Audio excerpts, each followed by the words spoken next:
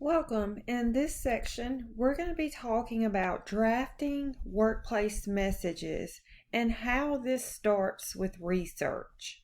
When drafting your workplace message, the faster you can get your message across and explain it clearly, the more successful you're going to be in your career.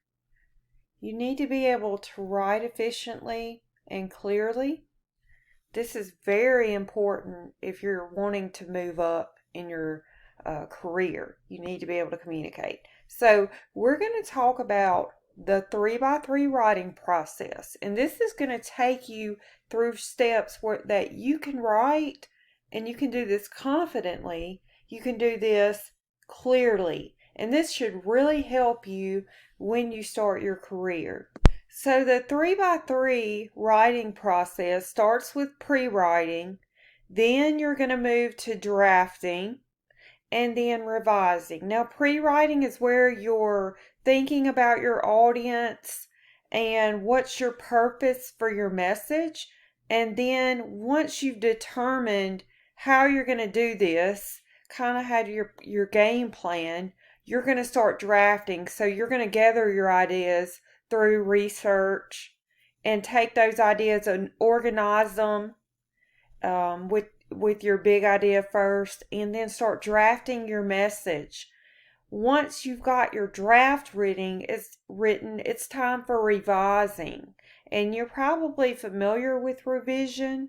This is where you're going to look. We're going to talk about parallelism and clarity and conciseness and readability. These are things we're going to talk about in this class. And then you're going to proofread, check for errors, and evaluate. Is this message going to achieve the purpose that I set out in the pre-writing phase? So this is figure 3.1 in your textbook, and it just talks about those three things.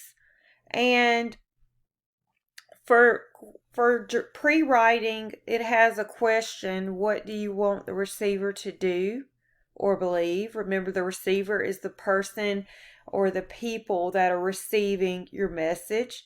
You need to think about, what does the audience already know and how will it receive this message?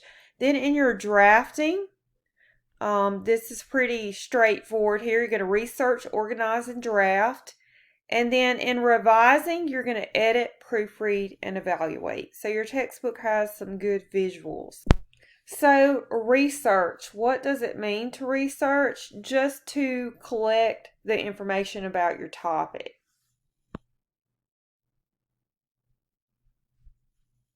So when you're collecting information, you need to think about these questions. Your receiver, what do they know about the topic? And what are they going to do? What is the receiver to do with this message?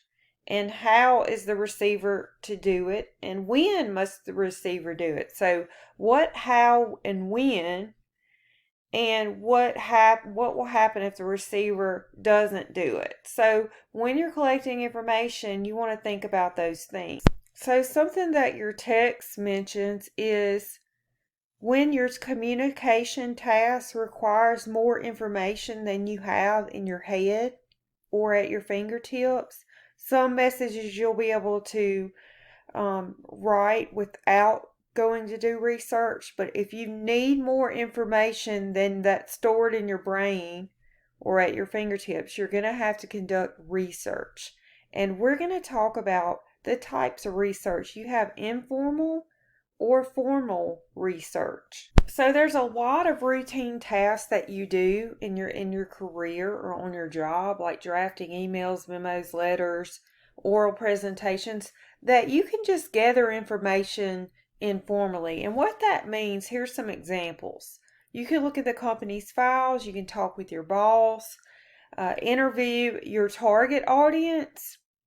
You can even make a quick informal survey and brainstorm for ideas. These would all be informal, and they're usually used informal when you're just performing a routine task.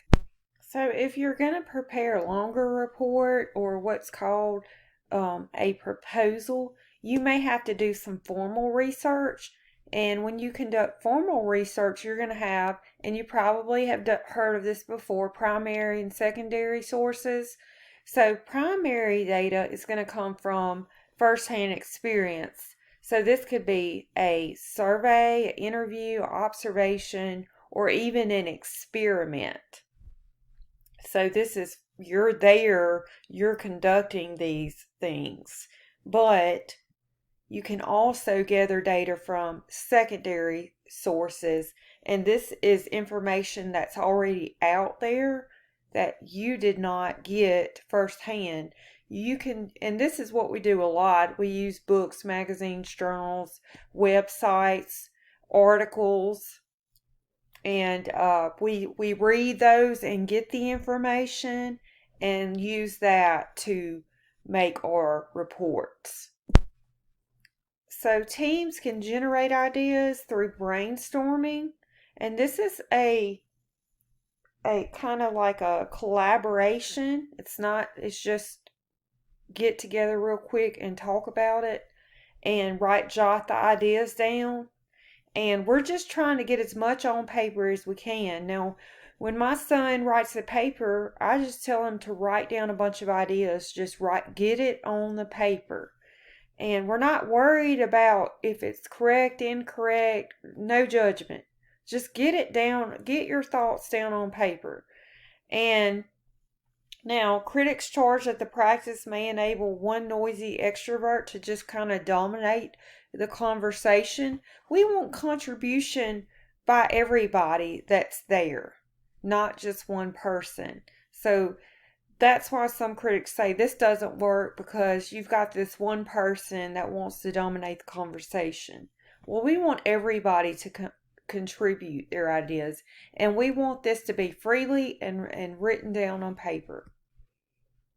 Mind mapping is another process for generating and sorting ideas, and this is more of a visual concept.